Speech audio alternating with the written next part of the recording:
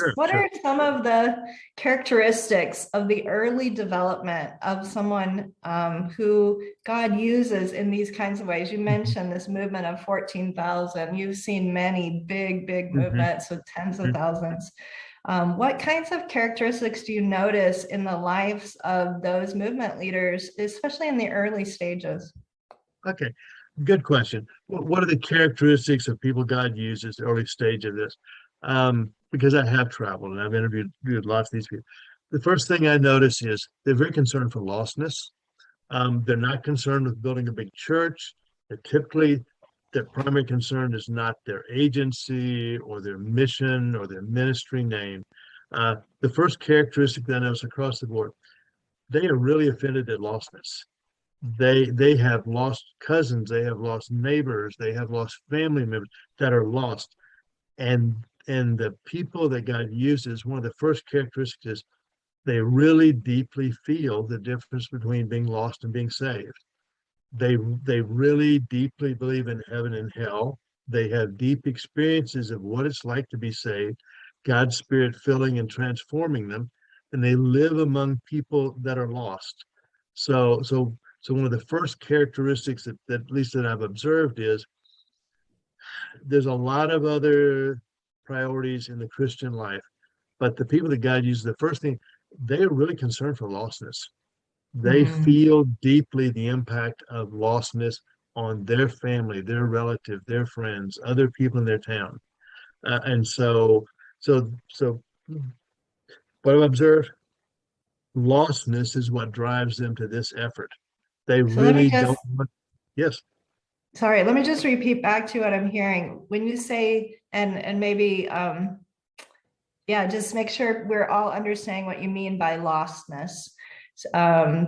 They're deeply concerned for lostness, meaning that they see that people who don't know Jesus are in a horrible condition. They're in a living hell. They're deeply concerned that those people come home to the arms of the Father, that they come home to Jesus, and that they're lost apart from Him. Is that what you that, mean by lostness? Because that's sometimes we that use that term, and I'm not sure everyone would understand it.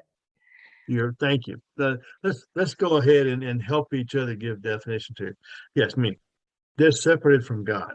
They're still living their sinful state. Generally they're quite miserable. They don't know how to get out of their present state. They don't know, they don't have access to God's power to change their lives.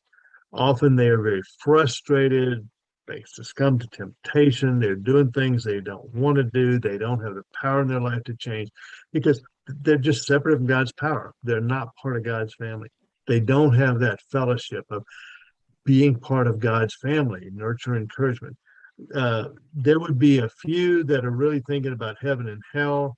Many are, I mean, they have just come out of lostness themselves, and they have this exuberance of being in Christ. This exuberance of God's Spirit is in me, and they want that for their friends. Uh, I grew up in the United States. Most of my close friends were saved. I mean, I grew up in church. Okay, but now, over outside the United States, I'm doing people for whom salvation is a fresh, new, exhilarating, powerful experience. They see God working in, and they want that for their family and their friends because they know how miserable they've been, and they don't want that to continue for their friends.